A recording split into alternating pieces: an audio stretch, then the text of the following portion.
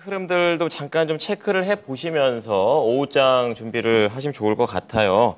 앞서서 이제 미국 증시에서도 나스닥의 하락이 좀 섰습니다. 그만큼 이틀 연속으로 경제 지표가 잘 부진하게 나왔다라는 점을 견디기는 쉽지 않은 것 같습니다. 상대적으로 경기 방어적인 성격을 띄었었던 이제 다우 지수 종목들이 상승을 하면서 조금은 미국장이 차별화된 장세를 보여줬었고, 이러한 내용들이 국내 쪽으로 넘어오면서 지금 코스피와 코스닥 모두 다 약세 흐름을 보여주고 있습니다. 개선세가 좀 강하게 나오지 않는다는 부분, 아무래도 수급이 받쳐지지 않기 때문일 것 같아요. 지금 코스피 같은 경우에는 2,478포인트 기록하면서 외국인이 2,500억, 그리고 기관이 2,230억 정도를 매도를 하고 있습니다. 이렇게 동반 매도세 속에서 개인이 이제 어제에 이어서 오늘도 4,600억 정도 더 사들이고 있는데 확실히 버겁다라는 좀 생각이 들고 있고요.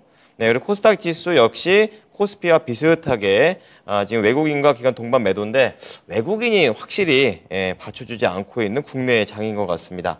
자, 이러한 시장 속에서 이제 중국에 대한 움직임들, 미중 갈등도 커지고 있고요. 알아보겠습니다.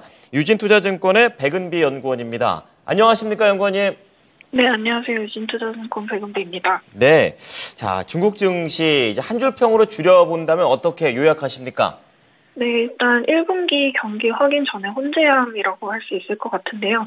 일단 다다음 주에 중국의 1분기 경기 지표가 발표가 됩니다. 그 전까지는 약간 업종별로 혼재되는 양상을 보일 것으로 전망되는데요. 일단 중국 1분기 경기가 회복세를 지속하는 것은 맞습니다만 회복 강도가 기대보다는 강하지 않을 수도 있을 것 같습니다. 일단 지난 월요일에 민간 기업의 경기를 반영하는 차이신 제조업 PMI가 발표가 되었는데요. 3월 차이신 제조업 PMI는 50으로 시장 컨센서스를 하회를 했고 전월 대비해서도 조금 둔화되는 모습을 보였습니다.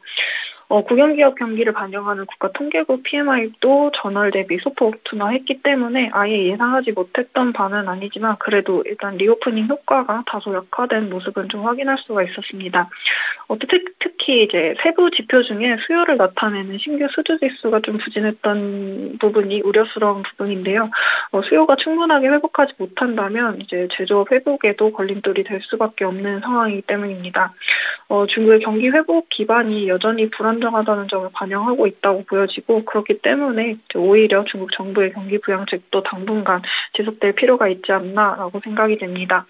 또 어제 중국 증시는 이제 청명절 연휴로 휴장이었는데요. 그래도 청명절 연휴 여행은 나쁘지 않았습니다. 여행객은 작년 청명절 대비해서 23% 증가했고 관광 수입은 29% 증가를 했는데요. 작년에는 청명절 연휴가 3일로 좀 길었던 반면에 올해는 어제 단 하루뿐이었기 때문에 연휴 기간이 짧았던 점을 감안하면 나름 선방한 수치라고 판단을 하고 있습니다. 또 이제 A급 관광지도 85% 정상 오픈을 하면서 서비스와 회복세는 꾸준히 진행되고 있는 것으로 보여지고 있다는 점 긍정적으로 볼 수 있을 것 같습니다. 자, 중국 증시의 상황, 리오프닝이 딱 되면은 진짜 수요도 많이 늘고 이럴 것 같지만 생각보다 사람 마음이 쉽사리 풀리지는 않는 것 같습니다. 조금은 이제 청명절 갖고는 살짝 아쉬운 감이 있는데요. 이런 부분도 좀 봤고요. 지금 그동안 한국 투자자들이 주목해야 될 중국 이슈 넘어가 보겠습니다. 두 개 준비해 주셨는데 어떤 게 있습니까? 네, 일단 첫 번째는 중국의 공급망 변화입니다. 최근에 중국이 인도네시아나 러시아 등 이런 국가들과의 고위급 대화를 진행을 하고 있는데요. 정치적 이해관계에 따라서 공급망을 구조적으로 좀 변화시켜 나가는 모습을 좀 확인할 수 있는 부분인 것 같습니다. 신냉전 이후에 이제 중국의 수출을 좀 살펴보면 러시아나 동남아 등 주변 아시아 비중은 좀 확대가 된 반면에 미국이나 일본, 한국 과 같은 전통 제조업 강국으로부터의 수입 비중은 좀 빠르게 감소하는 모습을 볼 수가 있었습니다.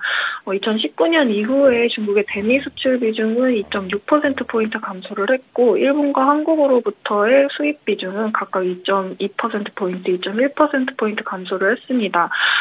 전통 제조업 강국으로부터의 수입 비중이 이렇게 빠르게 감소를 하고 있다는 점은 그만큼 중국의 자체 생산 능력이 높아지고 있음을 시사를 하고요. 중국의 대외 투자도 최근에 미국이나 유럽향은 좀 둔화가 되었고 생산 기지를 이전할 수 있는 동남아 그리고 자원을 많이 가지고 있는 아프리카 중심으로 좀 확대가 되고 있습니다. 이렇게 중국의 공급망이 변화한다는 것은 한국에도 영향이 올 수밖에 없는데요. 일단 올해 1, 2월 기준으로 한국의 대중 수출 비중은 작년에 23%에서 올해 20%로 하락을 했고, 대미 수출은 2019년에 14%에서 올해 18%로 상승을 했습니다. 물론 아직 우리나라의 대중 수출 비중이 높기는 합니다만 과거와 비교해서 이제 중국의 경기 회복의 영향은 상대적으로 약해질 수 있다고 보여집니다. 두 번째는 중국의 마이크론 조사인데요. 지난달 31일 날 중국 정부가 IT 인프라 시설 공급망 안정을 보장하기 위해서 이제 국가보안안전법, 그리고 네트워크안전법, 네트워크안전심사법 등에 따라서 마이크론이 중국에서 판매하고 있는 제품에 대해 네트워크 안전 조사를 실시한다고 발표를 했습니다. 이게 2020년에 이제 중국 정부가 빅테크 기업을 규제했던 모습과 유사한 모습인데요. 그렇기 때문에 향후 중국 정부가 마이크론에 대해서 벌금을 부과한다던가 판매를 금지한다던가라는 등의 조치를 좀 취할 가능성이 있어 보입니다. 이번 규제는 사실상 미국의 중국 기술 업체 제재에 대한 맞대응의 성격이 좀 짙어 보이는데요. 미국은 현재 네덜란드나 일본, 이렇게 반도체 설비 분야의 주요 선진국들을 좀 끌어들여서 중국으로의 설비 수출 금지에 좀 동참하도록 하고 있습니다. 그래서 지금은 이제 미국 기업에 대한 제재이지만 앞으로 한국이나 일본 기업으로까지 이제 제재가 확대될 수 있다는 가능성, 이런 우려들이 좀 나오고 있는 것 같습니다. 근데 반대로 오히려 생각해보면 마이크론의 중국 내 판매가 금지가 된다면 이제 메모리 반도체를 생산할 수 있는 우리나라의 삼성전자나 SK 하이닉스가 감사 이익을 누릴 수 있을 가능성이 있으니까 앞으로도 좀 관심 있게 지켜보시면 좋을 것 같습니다. 네, 미국에서 한 걸 중국에서 그대로 또 따라하고 있네요. 자, 미국과 중국의 분위기가 이런 안 좋은 것들 좀 체크를 해보겠습니다. 자, 마지막으로 주요 경제 지표라든지 일정 같은 거 중국 것도 어떤 게 예정되어 있나요?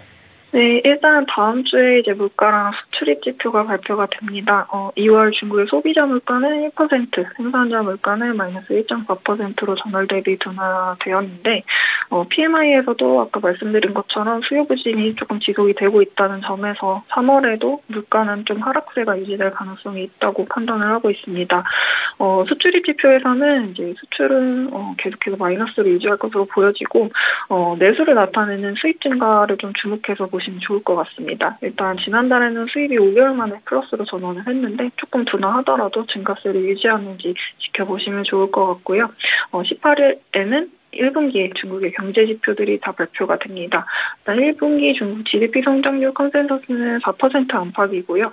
생산이나 소비, 투자도 회복세가 지속될 것으로 보여집니다만 시장 컨센서스를 하회하게 된다면 오히려 아까도 말씀드렸다시피 정부의 역할이 강조되는 부분으로 해석할 수 있으니까 주목해서 봐주시면 좋을 것 같습니다.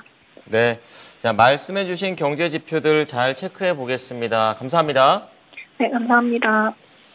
네, 오늘 나우차이나 유진투자증권의 백은비 연구원의 의견을 들어봤습니다.